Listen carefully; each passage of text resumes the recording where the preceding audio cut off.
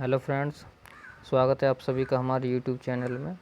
और आज मैं आपके लिए लेकर आया हूँ हिस्ट्री के इम्पोर्टेंट पर्सन जो कि बीए थर्ड ईयर के हैं, जिसमें कि पेपर में आपके 100% पूछे जाएंगे और आपका पेपर 50 नंबर का रहेगा और आपका समय 2 घंटे का रहेगा। तो चलिए आज की वीडियो को स्टार्ट करते हैं। और आज का आपका पहला प्रश्न है, वास्को ड गामा कालीकट के समुद्री तट पर किस वर्ष पहुँचा? तो वो पहुँचा था 1498 ईस्वी में। अगला प्रश्न दूसरा, भारत में पुर्तगाली शक्ति का वास्तविक संस्थापक कौन था? तो वो था डी अल्बुकर्क। अगला प्रश्न तीसरा, पुर्तगाल का स्पेन में विलीनीकरण हुआ तो वो हुआ था 1580 ईस्वी में। अगला प्रश्न, कोचीन के दुर्ग का प्रथम पुर्तगाली गवर्नर था तो वो था दो आर्टो पाचेज। अगला प्रश्न, भारत में पुर्तगाली बस्तियों का वायसराय बनकर कौन आया? तो डी अल्मीडा, जो कि पुर्तगाली बस्तियों का वायसराय बनकर भारत में आया था। अगला प्रश्न, पुर्तगाली बस्ती कहाँ नहीं थी? तो ढाका में पुर्तगाली बस्ती नहीं थी। अगला प्रश्न, डी अल्मोड़ा की युद्ध नीति इतिहास में किस नाम से प्रसिद्ध है? तो है ब्लू वाटर के नाम से प्रसिद्ध। अगला प्रश्न, डच ईस्ट इंडिया कंपनी की स्थापना किस वर्ष में हुई? तो वो हुई थी 1602 ईस्वी में। अगला प्रश्न, डच कहाँ के निवासी थे? तो डच हॉलैंड के निवासी थे। ऑप्शन बी सही है इसका। अगला प्रश्न, भारत में डच बस्ती नहीं थी तो मुरादनगर में भारत की जो डच बस्ती थी वो नहीं थी। अगला प्रश्न, इंग्लैंड के सम्राट जेम्स प्रथम का दूत हॉकिंस भारत कब आया? तो वो आया था 1609 ईस्वी में। अगला प्रश्न, सर टॉमस रो किसके राज दरबार में उपस्थित हुए थे? तो जहांगीर के राज दरबार में सर टॉमस रो उपस्थित हुए थे। अगला प्रश्न, प्रथम फ्रांसीसी कारखाना कहाँ स्थापित किया गया? तो वो किया गया था सूरत में। अगला प्रश्न है 14, फ्रेंच ईस्ट इंडिया कंपनी का वास्तविक संस्थापक माना जाता है? तो फ्रांसिस मार्टिन को माना जाता है। अगला प्रश्न, फ्रांसीसी कंपनी का प्रसिद्ध गवर्नर था तो वो था ड्यूमस। ऑप्शन सी सही है इसका। अगला प्रश्न, प्लासी के युद्ध से पूर्व बंगाल के नवाब और अंग्रेज के मध्य मुख्य विवाद का क्या कारण था? तो वो था अंग्रेजी द्वारा फोर्ट विलियम की किलेबंदी करना। ऑप्शन बी सही है इसका। अगला प्रश्न 17, डचों ने भारत में अपनी वास्तविक कोठियाँ बनाई तो कालीकट में भी और सूरत में भी और चिनसुरा में भी। तो ऑप्शन सी डी सही है इसका, उपयुक्त सभी में। अगला प्रश्न, प्लासी का युद्ध 23 जून 1757 को हुआ। प्लासी किस नदी के तट पर स्थित है? तो प्लासी हुगली नदी के किनारे स्थित है और कोलकाता भी हुगली नदी के किनारे पर स्थित है। अगला प्रश्न 19, बंगाल के किस नवाब ने यूरोपियों की तुलना मधुमक्खियों से की थी? तो की थी अलीवर्दी खान ने। ऑप्शन सी सही है इसका। अगला प्रश्न, ब्लैक होल दुर्घटना किस वर्ष घटित हुई? तो वो हुई थी 1756 ईस्वी में। अगला प्रश्न, अंग्रेजों का गीदड़ किसे कहा गया? तो मीर जफ़र को अंग्रेजों का गीदड़ कहा गया। अगला प्रश्न, बंगाल के किस शासक ने अपनी राजधानी मुर्शिदाबाद से मुंगेर स्थानांतरित की? तो वो की थी मीर कासिम ने। ऑप्शन सी सही है इसका। अगला प्रश्न 23, ईस्ट इंडिया कंपनी ने दीवानी कार्य के लिए बंगाल में किस नायब दीवान नियुक्त किया? वो किया था मोहम्मद रजा खां को। अगला प्रश्न 24 प्रश्न, भारत का प्रथम गवर्नर जनरल कौन था? वो था वॉरेन हेस्टिंग। ऑप्शन ए सही है इसका। अगला प्रश्न, किस गवर्नर जनरल ने मुगल सम्राट शाह आलम द्वितीय को दी जाने वाली 26 लाख रुपए वार्षिक की राशि बंद कर दी? तो उनको वो पेंशन दी जाती थी वो बंद करी थी वॉरेन हेस्टिंग ने। ऑप्शन ए सही है इसका। अगला प्रश्न 26, अंग्रेजों ने बंगाल में 1651 ईस्वी में प्रथम कोठी कहाँ स्थापित की? तो वो की थी हुगली में, हुगली नदी के किनारे पर। ऑप्शन ए सही है इसका। अगला प्रश्न, 1764 ईस्वी में बक्सर के युद्ध में अंग्रेजों ने किस शक्ति को परास्त किया? तो मीर कासिम को भी किया था, शुजा-उद-दौला को और शाह आलम द्वितीय को। तो उपयुक्त सभी को उन्होंने परास्त किया था। ऑप्शन डी सही है इसका। अगला प्रश्न, कोलकाता जो कि पहले कलकत्ता था वो कोलकाता है, कलकत्ता में मेडिकल कॉलेज की नींव किसने रखी? तो रखी थी लॉर्ड विलियम बेटिक ने। ऑप्शन बी सही है इसका। अगला प्रश्न, 1667 से 1669 ईस्वी में आंग्ल मैसूर युद्ध के समय हुई त्रिशक्ति संधि में इनमें से कौन सम्मिलित नहीं है? तो वो नहीं है ट्रावेनकोर का राजा। ऑप्शन डी सही है इसका। अगला प्रश्न, सालबाई की संधि द्वारा अंग्रेजों ने पेशवा स्वीकार किया? किसे पेशवा स्वीकार किया था? वो किया था माधव राय नारायण को। ऑप्शन सी सही है इसका। अगला प्रश्न, क्लाइव ने किसके साथ मिलकर सिराज उद दौला के विरुद्ध षड्यंत्र रचा? तो मीर जाफ़र और राय दुर्लभ और जगत सेठ एवं अमीर चंद, इन तीनों के हिस्से से ही मिलकर उन्होंने षड्यंत्र रचा था। तो ऑप्शन डी सही है, उपर्युक्त तो सभी। अगला प्रश्न, प्लासी के युद्ध में नवाब सिराज उद दौला की सेना का नेतृत्व किसने किया? तो मीर जाफ़र ने भी किया था, मीर मदान और राय दुर्लभ, इन तीनों ने ही किया था। तो ऑप्शन सी डी सही है इसका, उपर्युक्त तो सभी। अगला प्रश्न, काल कोठरी की घटना का मुख्य रचयिता कौन था? तो वो था J.Z. हॉलवेल। ऑप्शन ए सही है इसका। अगला प्रश्न, बंगाल में द्वैध शासन किसने लागू किया? तो रॉबर्ट क्लाइव ने बंगाल में द्वैध शासन को लागू किया था। अगला प्रश्न, अलीवर्दी खां का उत्तराधिकारी कौन था?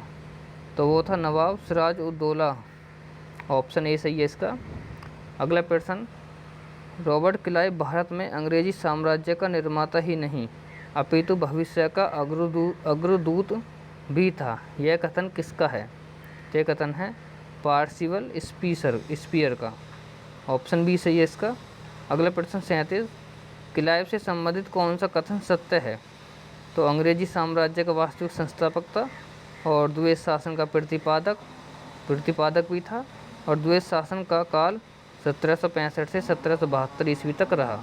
तो इसमें उपर्युक्त तो सभी जो ऑप्शन है वो सही हैं, तो इसलिए इसका ऑप्शन नंबर डी सही हो जाएगा, उपर्युक्त तो सभी।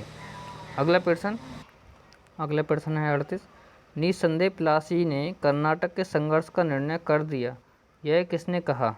तो कहा था सरकार एवं दत्ता ने। ऑप्शन सी सही है इसका। अगला प्रश्न 39, क्लाइव का सीआर किसे कहा जाता है? तो कहा जाता है मीर जाफ़र को। ऑप्शन बी सही है इसका। अगला प्रश्न, वॉरेन हेस्टिंग बंगाल का गवर्नर किस वर्ष नियुक्त किया गया? तो 1772 ईस्वी में वॉरेन हेस्टिंग को बंगाल का गवर्नर नियुक्त किया गया। अगला प्रश्न 41, बहुचर्चित काल कोठरी की घटना की तिथि क्या थी? तो वो थी 20 जून 1757 ईस्वी में। अगला प्रश्न 42, बंगाल के दोहरे शासन का अंत किसने किया? तो वो किया था वॉरेन हेस्टिंग ने। ऑप्शन ए सही है इसका। अगला प्रश्न 43, 1498 ईस्वी में पुर्तगाली नाविक वास्को डिगामा भारत के किस स्थान पर आया? तो आया था कालीकट में। ऑप्शन ए सही है इसका। अगला प्रश्न, कलकत्ता का नया नाम अलीनगर किसने रखा? तो रखा था सिराज उद दौला ने। अगला प्रश्न, बंगाल के नवाब सिराज उद दौला के विरुद्ध रॉबर्ट क्लाइव ने एक षड्यंत्र रचा, निम्नलिखित में से किसने इस षड्यंत्र में भाग लिया? तो लिया था मीर जाफ़र एवं अमीर चंद ने। ऑप्शन बी सही है इसका। अगला प्रश्न, किस यूरोपियन कंपनी ने 1717 ईस्वी में फरमान द्वारा प्रदत्त व्यापार संबंधी विशेष अधिकारों का दुरुपयोग करके सिराज उद दौला को रुष्ट कर दिया? तो क्या था? अंग्रेज ने। अगला प्रश्न 47, सिराज उद दौला का वास्तविक नाम क्या था? तो उसका वास्तविक नाम था मिर्ज़ा मुहम्मद। अगला प्रश्न, घसीटी बेगम किसकी पुत्री थी? तो थी अलीवर्दी खां की। अगला प्रश्न, बक्सर का युद्ध किस वर्ष हुआ? तो 1764 ईस्वी में बक्सर का युद्ध हुआ था। अगला प्रश्न, मीर कासिम का प्रधानमंत्री किसे नियुक्त किया गया? तो किया गया था नंद कुमार को, मीर कासिम का प्रधानमंत्री। अगला प्रश्न है, निम्नलिखित को सुमेलित कीजिए, ये मिलान का है। तो बक्सर का युद्ध हुआ था, ऑप्शन इसका ए सही है, बक्सर का युद्ध हुआ था 22 अक्टूबर 1764 ईस्वी को, और मीर जाफ़र की मृत्यु हुई थी 5 जनवरी 1765 ईस्वी में, और मीर जाफ़र अपदस्थ हुए थे। ऑप्शन सी का आंसर है 4 अक्टूबर 1760 ईस्वी में, और ब्लैक होल दो जो दुर्घटना घटी थी वो घटी थी 20 जून 1757 ईस्वी को। तो ऑप्शन ए सही है इसका, 2 3 4 1। अगला प्रश्न, वॉरेन हेस्टिंग ने सन 1781 में किस नगर को राजधानी बनाया? तो कलकत्ता को उन्होंने 1781 ईस्वी में अपनी राजधानी बनाया था। अगला प्रश्न, रेगुलेटिंग एक्ट कब पारित हुआ? तो 1771 ईस्वी को 73 ईस्वी को रेगुलेटिंग एक्ट पारित हुआ था। ऑप्शन बी सही है इसका।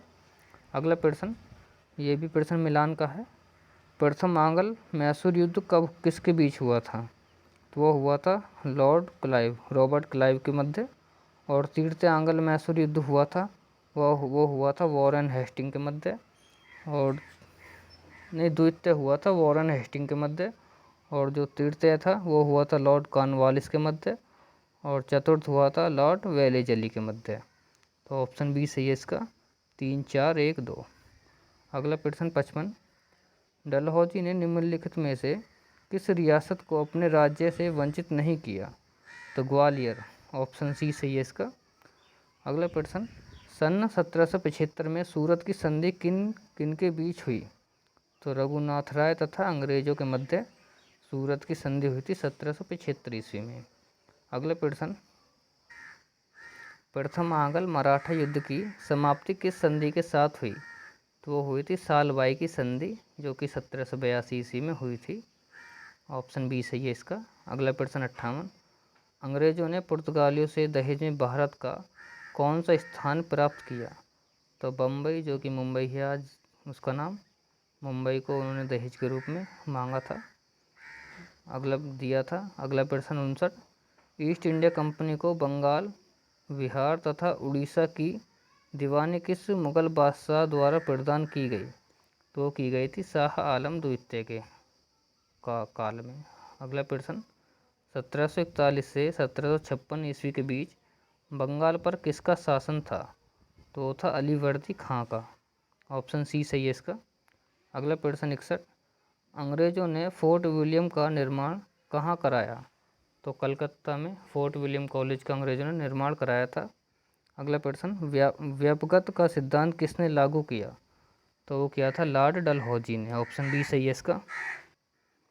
अगला प्रश्न 63, किस ब्रिटिश गवर्नर जनरल ने मराठों को अंतिम रूप से परास्त किया? तो लॉर्ड हेस्टिंग ने मराठों को परास्त किया था। ऑप्शन बी सही है इसका। अगला प्रश्न, प्रथम कर्नाटक युद्ध से संबंधित कौन सा कथन सत्य है? तो है सेंट टॉमे नामक स्थान पर लड़ा गया और एक ब्रिटिश नौसेना अधिकारी वॉर्नेट ने कुछ फ्रांसीसी जहाज को पकड़ लिया। और तीसरा ऑप्शन है ऑस्ट्रिया का उत्तराधिकारी युद्ध से संबंधित है। तो इसमें सभी ऑप्शन सही हैं, उपर्युक्त सभी, जो कि कर्नाटक के युद्ध से संबंधित हैं। अगला प्रश्न 65, द्वितीय कर्नाटक युद्ध से संबंधित कौन सा कथन सत्य है? इसमें डी कथन सत्य है, उपर्युक्त सभी। आप ऑप्शन पढ़ लेना, अगर पढ़ूंगा तो वीडियो ज़्यादा लंबी हो जाएगी, तो इसलिए सिर्फ उत्तर बताऊंगा। अगला प्रश्न, भारत में रेलवे का विकास किसने शुरू किया? तो लॉर्ड डलहौजी ने सर्वप्रथम जो रेलवे की शुरुआत की थी वो लॉर्ड डलहौजी ने की थी। ऑप्शन डी सही है इसका। अगला प्रश्न है जो कि मिलान का है। हैदर अली की मृत्यु कब हुई? तो हैदर अली की मृत्यु 1782 ईस्वी को हुई थी। और टीपू सुल्तान की मृत्यु 1799 ईस्वी को हुई थी। और हैदर अली का जन्म 1721 ईस्वी को हुआ था। और सफदरजंग की मृत्यु 1754 ईस्वी में हुई थी। तो इसका ऑप्शन नंबर ए सही है, 3 4 2 1। अगला प्रश्न 68, प्रथम आंग्ल मैसूर युद्ध के दौरान हैदर अली के समर्थित मोर्चे में कौन कौन शामिल थे? वो शामिल थे, ऑप्शन सी सही है इसका, मराठा, कर्नाटक के नवाब और मैसूर। तो ये शामिल थे प्रथम आंग्ल मैसूर युद्ध में। तो अगला प्रश्न है 69, हैदर अली का जन्म हुआ था? तो हैदर अली का जन्म बूंदी कोट में हुआ था। ऑप्शन सी सही है इसका। अगला प्रश्न, साम्राज्य विस्तार के लिए डलहौजी ने भारत में किस नीति का प्रयोग किया? तो उन्होंने किया था हड़प नीति का। ऑप्शन बी सही है इसका। अगला प्रश्न, सहायक संधि को स्वीकार करने वाला पहला शासक कौन था? तो वो था हैदराबाद का निजाम, जिसने सहायक संधि को स्वीकार किया था। अगला प्रश्न, टीपू सुल्तान तथा कॉर्नवालिस के बीच 1792 में श्रीरंगपट्टनम की संधि हुई, इसके तहत हुई थी? तो वो हुई थी, टीपू को अपना आधा राज्य अंग्रेजों को देना पड़ा और टीपू को 3 करोड़ रुपए युद्ध क्षति के रूप में देना पड़ा और अपने 2 बेटों को ब्रिटिश बंदी रूप में देना पड़ा। तो ऑप्शन इसका सी सही है, 1, 2 और 4। अगला प्रश्न 73, शाही फरमान के लिए किस शब्द का प्रयोग किया जाता था? तो दस्तक का प्रयोग किया जाता था शाही फरमान के लिए। ऑप्शन ए सही है इसका। अगला प्रश्न, पुरंदर की संधि कब हुई? तो 1776 ईस्वी में पुरंदर की संधि हुई थी।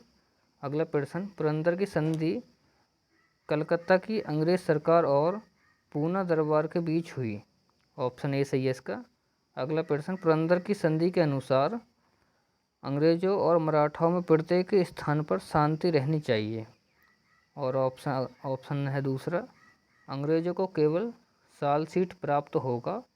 और अगला ऑप्शन है, पूना दरबार रघुनाथ राव को 25,000 रुपये प्रतिमाह पेंशन के रूप में देगा और वह गुजरात चला जाएगा। तो पुरंदर की संधि में तीनों ही बात सत्य हैं, उपर्युक्त सभी। अगला प्रश्न 77, अंग्रेज और पूना दरबार के बीच बड़गांव का समझौता कब हुआ? तो वो हुआ था 1779 ईस्वी को। अगला प्रश्न है 78, भारत में प्रथम प्रिंटिंग प्रेस किसके द्वारा स्थापित की गई? तो पुर्तगालियों के द्वारा भारत में प्रथम प्रिंटिंग प्रेस को स्थापित किया गया। अगला प्रश्न, सिंधिया के मध्यस्थ बन जाने से पूना दरबार और अंग्रेजों में जो संधि हुई वो थी सालबाई की संधि। ऑप्शन ए सही है इसका। अगला प्रश्न, सालबाई की संधि कब हुई? तो सालबाई की संधि 17 मई 1782 ईस्वी को हुई थी। ऑप्शन बी सही है इसका। अगला प्रश्न, सालबाई की संधि के अनुसार सालसीट अंग्रेजों को प्राप्त हो गया।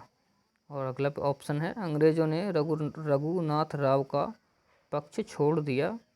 और तीसरा ऑप्शन है, सिंधिया को यमुना नदी के पश्चिमी की संपूर्ण भूमि पुनः प्राप्त हो गई।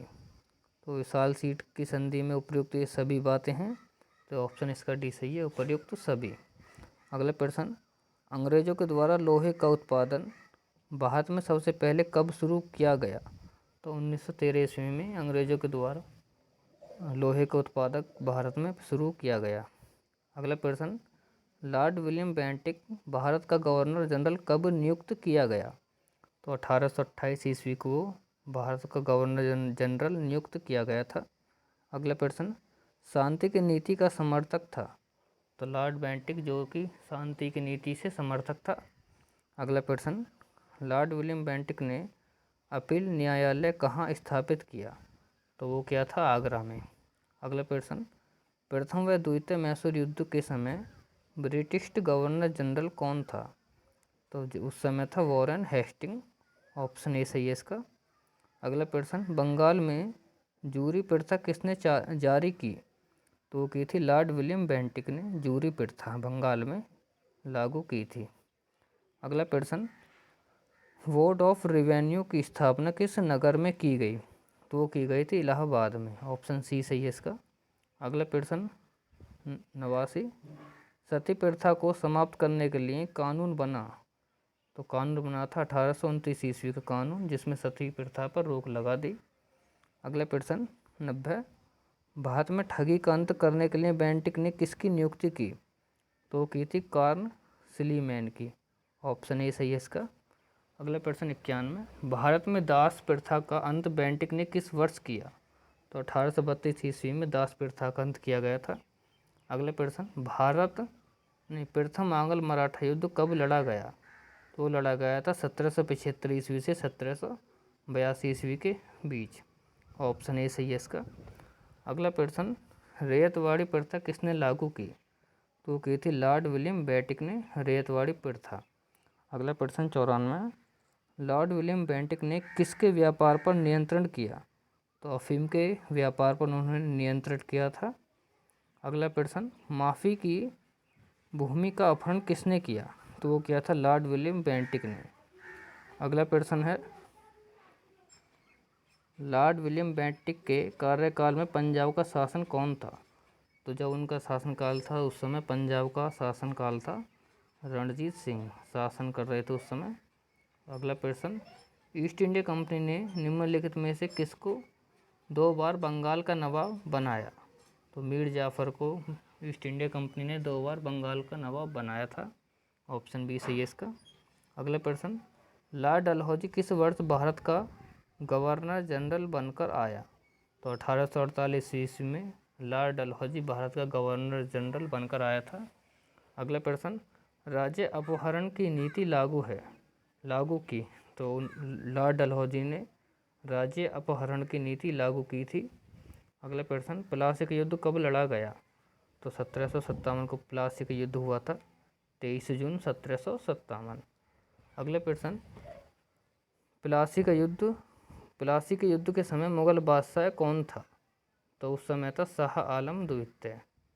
और अगला प्रश्न है, बर्मा के निचले भाग पर अधिकार करने से अंग्रेजों को व्यापार का लाभ हुआ और एक विस्तृत और उपजाऊ क्षेत्र भी प्राप्त हुआ। तो इसमें दोनों ऑप्शन सही हैं, ए और बी। ऑप्शन सी सही है इसका। अगला प्रश्न, देश पहले ठीक हो या गलत, किसके अनुसार यह अंग्रेज सम्मान की उचित व्याख्या थी? तो वो थी लॉर्ड डलहौजी की। अगला प्रश्न 104, लॉर्ड डलहौजी को भारतीयों पर विश्वास नहीं था, इसलिए उसने सेना में निम्नलिखित में से किसे भर्ती करने का प्रोत्साहित किया? तो गोरखा बटालियन को उन्होंने सेना में भर्ती करने का उद्देश्य से किया। ऑप्शन ए सही है इसका। अगला प्रश्न 105, ईस्ट इंडिया कंपनी की स्थापना कब की गई? तो सन 1600 ईस्वी में ईस्ट इंडिया कंपनी की स्थापना हुई थी। अगला प्रश्न, किस मुगल शासक के समय कैप्टन विलियम हॉकिंस ने भारत भ्रमण किया? तो जहांगीर के समय में कैप्टन हॉकिंस भारत आया था। ऑप्शन डी सही है इसका। अगला प्रश्न, पूर्वी भारत में अंग्रेजों ने अपनी फैक्ट्री कहाँ खोली? तो वो खोली थी बिहार में। ऑप्शन सी सही है इसका। अगला प्रश्न 108, प्लासी का युद्ध किसके बीच लड़ा गया? तो प्लासी का जो युद्ध था वो सिराजुद्दीन औला और ईस्ट इंडिया कंपनी के मध्य लड़ा गया था। ऑप्शन बी सही है इसका। अगला प्रश्न, 1806 ईस्वी की संधि से रणजीत सिंह को सतलज नदी के उत्तरी राज्य पर अधिकार स्थापित करने में सहायता मिली, क्योंकि अब पंजाब में अंग्रेजों के हस्तक्षेप का भय न रहा। ऑप्शन सी सही है इसका, सतलज नदी। अगला प्रश्न और लास्ट प्रश्न है इस वीडियो का, लॉर्ड डलहौजी ने पंजाब का शासन करने के लिए 3 कमिश्नरों के एक जो उनकी बैठक थी उसकी स्थापना की, 3 कमिश्नरों की। तो इसमें ऑप्शन नंबर ए सही है। तो आज की वीडियो में इतने ही प्रश्न है दोस्तों। अगर आपको वीडियो पसंद आई हो और प्रश्न इस वीडियो के अच्छे लगे तो वीडियो को लाइक करना, और वीडियो हेल्पफुल लगे तो चैनल को सब्सक्राइब करना और वीडियो को लाइक करना। Okay, thank you.